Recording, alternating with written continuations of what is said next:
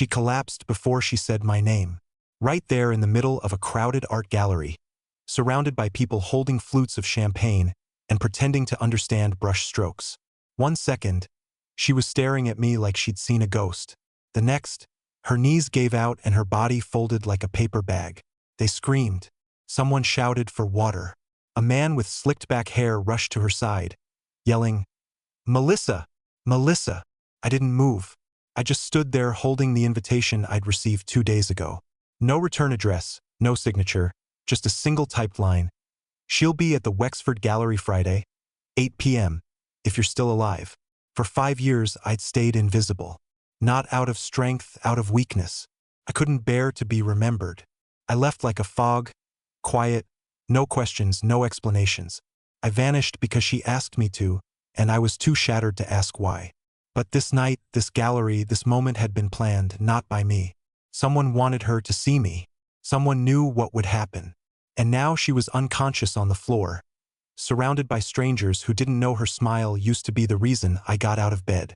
Strangers who didn't know she once asked me to disappear from her life without warning anyone. And I did.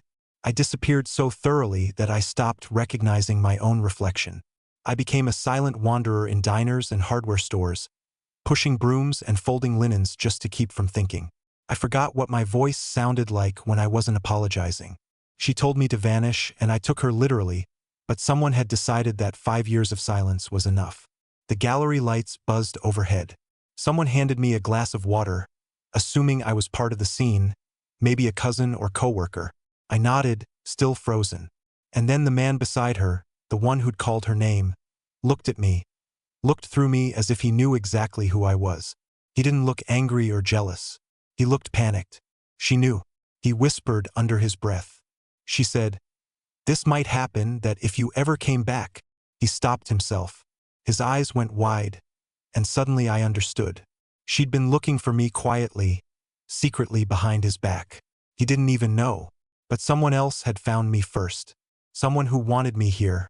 Someone who'd watched both of us all along. And whatever had happened in those 5 years I was gone, it wasn't over. They wheeled her out on a stretcher 20 minutes later, conscious but dazed. She kept mumbling something under her breath that only the man at her side seemed to catch. He nodded, reassured her, stroked her hand, but never looked back at me again. I stayed behind as the gallery emptied out, acting like I didn't belong to her. And I didn't. Not anymore. But it was all an act. My heart hadn't stopped pounding since she locked eyes with me. I should have walked out and returned to the nothing I'd built. But then the envelope fell out of my jacket. Not the invitation, a different one. I hadn't noticed it before. It must have been slipped into my coat during the commotion. My name was printed neatly across the front in handwriting that stopped me cold. It was hers. Inside was a folded piece of paper. No greeting, no explanation, just 5 words. "Ask him about Carson Vale." My fingers trembled as I read it again. Carson Vale, a name I hadn't heard in nearly 6 years. Place, technically. A small, isolated town I once drove through with her on a road trip when we still smiled in the same room. We never even stopped there. She'd made a weird face at the sign and asked me to take the long route instead. I hadn't thought about it since. So why was she writing that name now? Why tonight? After 5 years of nothing, I left the gallery through a side door. Keeping my head low, I walked 5 blocks through the cold until I found a hotel that wouldn't ask questions. I paid in cash. The kind of place where the TVs are bolted down and the curtains are too short for the window. That night I couldn't sleep. Every few minutes, I kept hearing her voice in my head. Not the voice from the gallery, but the voice from that night 5 years ago. The night she sat me down on the edge of the bed, hands folded calmly, and said, "I need you to disappear, and I need you to do it without making a mess." She didn't cry. I did. Not in front of her. But once I left, I bawled like a child into a hoodie in the back of a bus headed nowhere. She never chased me, never called, never wrote. But now she was collapsing at the sight of me and writing me notes in her own handwriting, asking me to confront someone I didn't know, about a town we never visited. I stared at the paper again. Ask him about Carson Vale. But who was him? The man from the gallery? I had to know. I checked the event flyer I had grabbed at the entrance. His name was listed next to hers as co-host. Leonard Marchand, an art critic from Philadelphia, a man with a book deal and a public Instagram full of handshakes and champagne. I found his hotel the next morning, not because I wanted answers, because I needed something to tether me back to reality. I didn't know if she was dying. I didn't know if I was in danger. All I knew was that she had pulled me back into a story I thought was over, and I was afraid it had never really ended. The hotel clerk gave me his room number 2 easily. People always trust the ones who look like they don't belong. I went up to the 3rd floor and knocked 3 times. Leonard opened the door shirtless, holding a cup of coffee and wearing the kind of expression that assumes you're delivering something he ordered. When he recognized me, he stiffened. "What are you doing here?" he asked, voice low. I held up the note. "She told me to ask you about Carson Vale." He went pale instantly, not confused, terrified. "No," he said immediately, trying to shut the door. I caught it with my foot. "I don't want trouble," I told him. "But she's in trouble, isn't she?" He hesitated, then motioned for me to come inside. The room was spotless, not a single item out of place. Everything folded, zipped, closed. It didn't match the panic on his face. "I told her not to reach out to you," he muttered, pacing. "I told her it would open everything up again." "Open what?" I asked. "What is Carson Vale?" He turned to me, and what he said next I wasn't ready for. "That's where she buried it," he said. "All of it. Before you met her, and before she ever became your wife." I just stood there for a moment, staring at Leonard like his words hadn't made it all the way into my brain yet. "That's where she buried it," he had said. "All of it?" What the hell did that mean? I waited for him to elaborate, but instead, he crossed the room and shut the blinds. Every movement was nervous, tight, like he didn't want the walls to hear.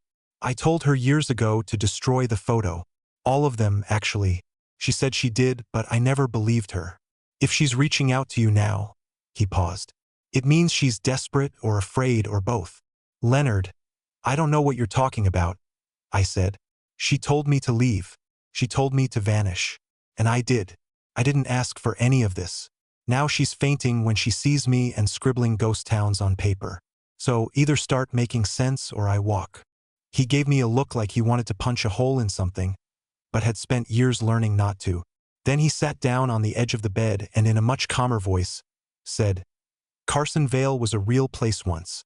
It doesn't exist anymore, not legally. It's buried under a new zip code now, mostly forest. Maybe 24 people still live out there. She lived there until she was 21.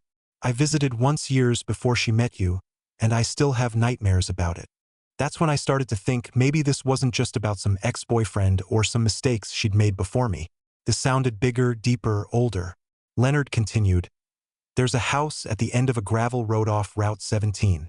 Doesn't show up on GPS. She told me she grew up there. Said her father built it by hand. She also told me never to go inside the cellar." He looked up at me. Of course I did. I didn't breathe. "What was in it?" I asked. He stood up and poured himself more coffee, hands visibly shaking. A box, wooden, chained shut. The room it was in smelled like old water and rusted tools. There were carvings on the walls, like tally marks, but wrong, jagged, repetitive. I asked her about it afterward, and she just said, "We weren't allowed down there growing up. That was it." "So, what does this have to do with now?" I asked. "With me? With her fainting when she saw me. She thinks it's coming back," he said. "What is?" He shook his head, looking disgusted with himself. "I don't know, but she started getting nightmares again last month. Waking up screaming. She told me she saw you in them. Said you were standing in front of the house, covered in dirt, eyes white." I swallowed hard. Why would she see me like that? "Because Ezra," he said my name like it tasted bad. "She thinks she dragged you into it by marrying you, by pretending she could have a normal life. She thought if she told you to leave, it would protect you. But maybe it didn't. Maybe it just bought her time." My mouth went dry. Time from what? Leonard turned to his suitcase, unzipped it, pulled out an old photo album, the leather peeling along the edges. He flipped it open and handed me a photograph without a word. There she was, Melissa, at maybe 20, standing in front of a house half swallowed by trees. Her expression was off, like she was smiling but trying not to cry. And behind her, just barely visible in the shadows of the porch, was a man. At least I think it was a man. The photo was warped, slightly overexposed, but the figure in the background had something wrong with it. The proportions didn't make sense. The limbs looked too long. The posture was twisted. She told me that was her uncle, Leonard said. But then one night during a fight, she slipped and said, "That thing on the porch isn't related to me." And then she locked herself in the bathroom for hours. I stared at the photo again. "Why are you telling me this?" I asked him. "Because I think she's going back," he said. "And she wants you to follow her." He stepped closer. "And if you do, you need to know exactly what you're walking into." I didn't sleep again that night. I just sat there on the edge of the motel bed, the photo in my hand, the note crumpled on the table, and Leonard's words looping endlessly in my head. "She wants you to follow her." But to what? There was something grotesquely final about the way he said it. Not a reunion, not a rekindling, something more like surrender, like she was returning to something that never really let her go. I thought I'd left all this behind when I walked out 5 years ago. When she told me to disappear, I obeyed. Not because I was noble. I wasn't. I left because I was scared of how easily she said it. Like she had rehearsed the moment. Like she'd always known it would come. And now here I was, holding a photo that felt radioactive in my hands, staring at a house I'd never seen but already feared. By sunrise, I'd made a decision. I had to see it with my own eyes. I had to know what she left behind and what was pulling her back in. Took 2 days to get there. The directions Leonard gave me weren't exact. More like a whispered warning you'd get from a bartender after last call. Route 17. Left at the church with no roof. Follow the gravel till you stop seeing mailboxes. That was all. When I got to the church, it looked like something abandoned by time. Half the steeple gone. Roof caved in. Someone had spray painted over the entrance. "Don't forget who you are." That part shook me more than I want to admit. I followed the gravel road like he said. No signs, no fences, just a winding stretch of dust and fog that grew thicker the deeper I went. And then I saw it. The house. It looked exactly like the photo. Same porch, same broken railing, same 2-story shapes swallowed in moss and silence. But there was something else I hadn't expected. Smoke. Thin white trails drifting from the chimney. Even though the place looked like no one had lived there in decades. My first thought, she's already here. I parked half a mile down and walked the rest of the way on foot, heart pounding so hard I thought it would shake the trees. Every step felt like it wasn't mine.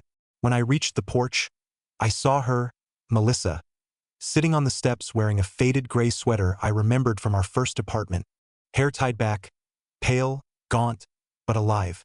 She didn't look at me at first, just stared out at the woods like they were whispering something. "You came," she said softly. I nodded. I didn't know what else to do. She turned to me slowly, and I swear for half a second her eyes didn't match. One was the blue I remembered, the other darker, almost black. But then she blinked and it was gone. "I wasn't sure the note would find you," she said. "Or if you'd still be able to see me." That last part confused me. "What do you mean?" But she ignored the question, stood up, walked to the front door. "You shouldn't stay long," she said. "Things in this house remember." "Remember what?" "Pain." I followed her inside. The air changed the second I stepped through the door. Not just the smell, which was wet wood and iron, but the weight of it, like the walls were leaning in slightly, like the shadows here were permanent. The furniture was still intact, dust-covered, but untouched. Nothing looked vandalized. There was a strange sense of care in everything, like someone had been maintaining it. Someone who didn't want to leave, but couldn't stay. She led me to the kitchen without saying a word, opened a drawer, pulled out a box of matches. Then she did something that made my stomach turn. She lit the curtains on fire. They went up instantly, flames licking the ceiling, but the house didn't react. No alarms, no crackling, just fire and silence. Then, as I stumbled backward to stop her, the flames went out completely. No smoke, no ashes, just nothing, like it never happened. She turned to me calmly. "It's not just memories that live here," she said. "It's the things that refuse to burn." I stared at her, shaking. "Melissa, what are you doing?" She walked past me, whispering something under her breath. "If the box is still there, we're out of time." I hadn't been inside the house more than 10 minutes, and already the air felt like it was pressing against my ribs. Not hot, just close, like something in the walls wanted to be exhaled, but had been holding its breath for years. Melissa didn't explain the fire. She didn't look at me when I kept asking what she meant by the box. She just walked through the old kitchen, past cabinets full of dishes that hadn't been touched in decades, but still looked recently rinsed. I kept expecting to see dust, cobwebs, anything that made sense. But everything was just waiting. Then I saw it, the door in the floor. She paused in front of it, barefoot now, her sweater sleeves rolled to the elbows like she was preparing to go into a storm. I whispered, "That's the cellar, isn't it?" She nodded once, didn't say a word. The latch was old iron, looped with a hook that looked recently unfastened.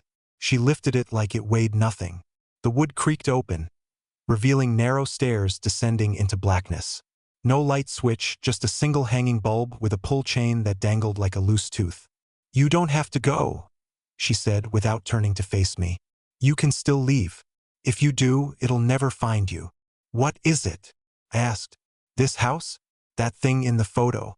What are you not telling me, Melissa?" She looked back at me with a face I barely recognized. The softness I once knew, the awkward laughs in grocery store aisles, the Sunday crossword habits, the way she used to fall asleep with one hand pressed to her temple. It was all stripped away. She looked like a version of herself that had survived something unspeakable and forgotten how to speak about it. "You loved me," she said softly. "You were the only one who did it without suspicion." "What does that mean?" She turned and started walking down the stairs without answering. And I followed like a fool, like a husband who'd been invited to disappear and still came back when she whispered his name. The stairs were narrow, carved unevenly. My shoulder brushed the wall the whole way down.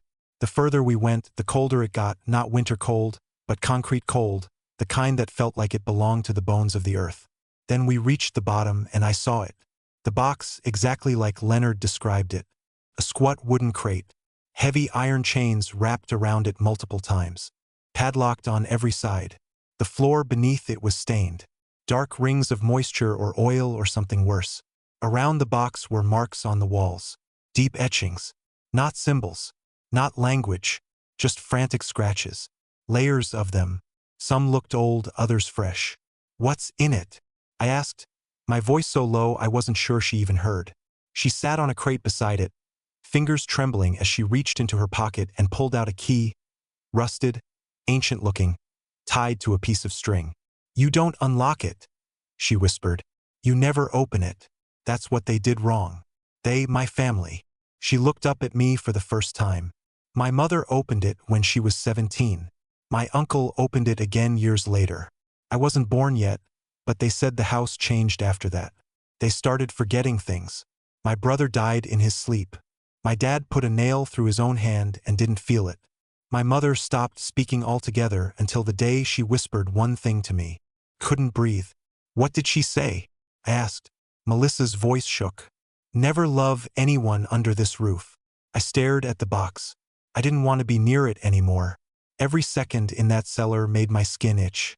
The air was wrong. Too dense, too silent. "Why did you bring me here?" I asked. "I didn't," she said. "It called you." "No, you called me. The envelope, the photo. That was your handwriting." "I wrote the message," she nodded. "But not the address." That's when something inside me cracked. "What does it want, Melissa? Why me?" She stood slowly, walked to the box, and crouched next to it, ran her fingers over one of the chains. "I told you to leave 5 years ago because I thought it would let me go if I gave it something else, some kind of trade. I thought if I gave it space, silence, it would sleep again. And did it?" Her hand hovered above one of the locks. "No," she whispered. "It just waited." And then she added something that chilled me in a way nothing else had. "But now it wants both of us." I didn't run. I should have. Every part of my mind, what little remained functional down in that basement, was screaming at me to get out of there, to climb the stairs and never look back. But I couldn't. Maybe it was the way she said it. It wants both of us. Not with anger, not with desperation, but with resignation. Like she'd already accepted the ending, and I was just catching up to it. The air down there didn't feel like oxygen anymore. It had weight, texture. Breathing it felt like swallowing dust that remembered things. And I started to feel it, not hear it, feel it. The sound of something alive, buried beneath the house. A hum too low for ears, but strong enough that my teeth ached. "Melissa?" I whispered, barely holding it together. "What does that even mean? What wants us? There's no such thing as cursed places or haunted boxes. That's not real." She smiled a little at that. A slow, thin smile that looked more like regret than amusement. "That's what my father used to say, right before he built that box himself and locked my mother's diary inside it. He told her it was to keep her secret safe. But it wasn't. He didn't want her remembering." "Remembering what?" Melissa walked toward a rotted bookshelf by the far wall. She pulled something from behind it. Not a book, but a bundle wrapped in faded cloth. Inside it were photos. So many photos, and all of them wrong. Some were of her as a child, standing outside this very house. But her expression in every single one was identical. Wide-eyed, almost sedated, staring directly into the lens like she didn't recognize the camera. Others were more disturbing. A hallway with scratch marks along the ceiling. A mirror showing something standing behind the photographer that wasn't visible in the room. A man's face blurred violently at the eyes. But it was the last photo that finally made my knees weaken. It was me, 5 years younger, sitting on a bench I didn't recognize, looking off to the side. Someone had taken it without my knowledge. But that wasn't the terrifying part. It was the date scribbled on the back in red ink. A full year before I ever met Melissa. I dropped the photo and stepped back. "What is this? You didn't even know me then." "Yes, I did," she said, her voice flat. "But you didn't know me. Not yet. I wasn't allowed to meet you until I forgot." "Forgot what?" She didn't answer. The ground vibrated suddenly. A low, pulsing thump beneath our feet. Not like an earthquake, more like a heartbeat. Slow, measured, ancient. Melissa pressed her hand against the box like it soothed her. "When I left this house, I was supposed to die. That's what the stories say. But instead, I fell in love. It wasn't supposed to happen. That wasn't part of its design." "What do you mean its design?" She looked up at me. Her eyes were glassy. "It doesn't care about love. It only cares about balance, about forgetting, about hiding the things too painful to carry forward. My father believed he could bury grief. And so he did. But the house keeps it." I stared at her. "So this house, it remembers for you?" She nodded. "For all of us, it keeps everything that should have broken us. Locked it in the cellar. Sealed it in that box. Every heartbreak, every betrayal, every failure too heavy to survive. That's why you're here now." "No," I said. "I'm here because you dragged me back." Melissa walked closer, then reached into her pocket again. She pulled out a second key, smaller, sharper. She held it out to me like it weighed nothing. "This one's yours." I didn't take it. "What do you want me to do with that?" "Use it," she said. "Just once, just to see what you've left behind." And then I saw it. Something I hadn't noticed until now. There were 2 boxes. One in the center of the room, the one she'd always talked about, the one chained and rusted, surrounded by those claw marks and circles of salt and red string. But in the far corner, obscured by darkness, there was another, smaller, newer, barely visible. And it had my name carved into the lid. Not written, not labeled, carved. I felt my chest tighten. I've never been here before. That doesn't mean it hasn't been watching you." I wanted to scream at her, but my throat was dry. She walked back toward the stairs, leaving me alone in the cellar. "You can leave it shut," she said. "That's what most people do.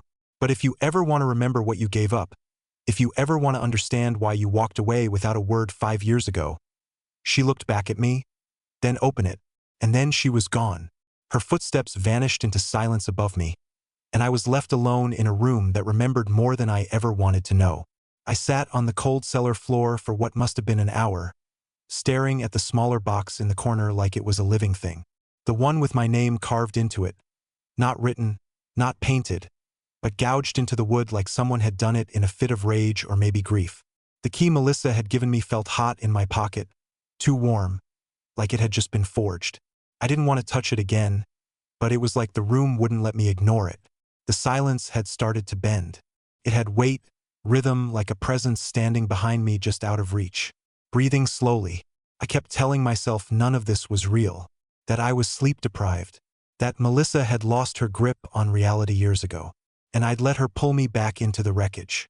But even as I told myself that, a different part of me, a deeper, more primal part remembered. Not what was in the box. Not yet, but something else. The hallway in our first apartment. A door at the end of it that never opened. I remembered staring at it night after night, wondering why she kept it locked. She always told me it was just storage, but now I saw it differently. The same claw-like scratches were around the doorknob. I had ignored them back then, assuming it was just chipped paint. Now I realized they were marks, the same ones down here. And the sounds, the ones I used to blame on the old radiator, clicks and sighs and distant thumps, they weren't mechanical, they were familiar. I finally stood and walked toward the smaller box. Every step feeling like it cost me something. The closer I got, the heavier my legs became, like the floor was softening under me, resisting. I knelt in front of it. The wood was smooth, but ice-cold. The lid didn't have hinges, just a thin slot for the key. I hesitated. I could walk away. I could burn the house. I could pretend none of this happened. But I'd spent 5 years trying to forget a woman who told me to vanish without ever telling me why. And now here I was in a house full of the why. I slid the key in, turned it. The click that followed didn't sound like it came from the lock. It sounded like it came from beneath the floor. The lid lifted on its own, slowly creaking like it hadn't been opened in centuries. Inside was nothing, just blackness. Not empty space, a void. Not a shadow, not a trick of the light. It was like the box opened into something else. I stared deeper, expecting to see the bottom. But there was no bottom, only the feeling of being watched from inside it. And then the memories started bleeding in. Not images, sensations. Hands shaking, cold metal, a ringing phone that wouldn't stop. The echo of a voice, my voice, saying something over and over again. It was my fault. It was my fault. It was my fault. Then I saw Melissa's face, much younger, blood at the corner of her mouth, crying, reaching out to me from a hospital bed. I tried to pull away from the vision, but it clung to me like wet cloth. I saw a ring, a child's drawing, a pool of water with no reflection. I don't remember collapsing, but I must have. I came to with my head against the concrete, the lid of the box now sealed shut again, the key gone. I stumbled up the stairs on shaking legs, heart pounding like I'd run miles barefoot. When I reached the main floor, Melissa was gone. The house was dark, windows boarded now, even though they hadn't been before. I tried the front door, nailed shut. I was trapped. I called her name. No answer. I screamed it. The house absorbed the sound. I turned a corner toward the kitchen, and that's when I saw something I'll never forget. Me standing at the end of the hallway. Same face, same posture, but something in the eyes like they weren't made for this world. Not angry, not afraid, just empty. He didn't move, didn't blink, just stood there watching me. And then he mouthed 3 words. You left her. I vanished. I backed away slowly, grabbing anything I could find. A chair, a broken lamp. I wasn't going to wait for whatever that was to come back. That's when I heard her voice again. Not from the house. From outside. Barely a whisper through the nailed boards. Ezra, if you open the box, you'll forget what you saw. If you leave it shut, it'll remember it for both of us. I shouted her name over and over, punching the boards, trying to tear them down with raw hands. But the voice never returned. And the house started to change. I don't know how long I sat on the kitchen floor. Maybe hours, maybe less. Time bent strangely inside that place. It wasn't like being lost. It was like being remembered by something else. The vision of myself at the end of the hallway wouldn't leave my mind. That hollow stare, the way he spoke without sound. You left her. That accusation hit harder than any scream could. But it wasn't just about Melissa. It was about everything I tried to bury. All the guilt, all the fear, all the things I didn't have the strength to face 5 years ago. I had left without asking why because I was too afraid to hear the truth. I had convinced myself that walking away was the only power I had left. That vanishing meant healing. But now, in this decaying house with no clocks and a box that knew my name, I understood something I hadn't allowed myself to believe. You can't outrun what you refuse to name. Suddenly, I heard something. A creak, soft, distant, from the front door. I stood slowly, every part of me expecting another vision, another twisted echo. But instead, I saw light, just a sliver. Faint sunlight peeking between the edges of the door frame and the boards. They were gone. I walked forward, hand trembling as I reached for the handle. It turned easily, like it had never been sealed at all. Outside, the trees were still. The fog had lifted, and she was standing there. Melissa. She looked older, but lighter, like something in her had loosened. Her hair was down. Her eyes, both matching this time, looked tired, but present. "I didn't think it would let you out," she said softly. "It didn't," I answered. "You did." She nodded, tears forming but not falling. "I wanted to protect you. I thought if I made you hate me, you'd stay away from all of this. That you'd forget what I couldn't." I stepped toward her. "What was in the box, Melissa?" She shook her head. "Not one thing, not a secret, not a demon. It's just memory, pain. Everything we hide because we think we can't carry it. And this house." Her eyes moved toward the porch. "It's where my family put their grief, and it fed on it. Kept us all numb until one day I met you, and it couldn't take you from me. So it waited." I took her hand. Something I hadn't done in so long it felt like a first time again. "It can't have either of us," I said. "Not anymore." The wind stirred through the trees. A bird called in the distance. Just normal sounds. The kind of sounds you stop noticing when you've spent too long with ghosts. We walked back down the gravel road together in silence. No dramatic collapse. No monsters chasing us. Just two people who had finally chosen to remember and forgive. It wasn't perfect. It never would be. There were things we had both buried. Choices we couldn't undo. But for the first time in years, I wasn't walking away from something. I was walking with someone. When we reached the car, Melissa paused and looked back at the house. I watched her lips move. Not a word to me, but to it. Maybe a goodbye. Maybe a warning. She got in beside me, and as I turned the key in the ignition, I realized something that made me smile. For the first time in 5 years, I felt real air in my lungs. No heaviness. No guilt. Just breath. Just life. And her.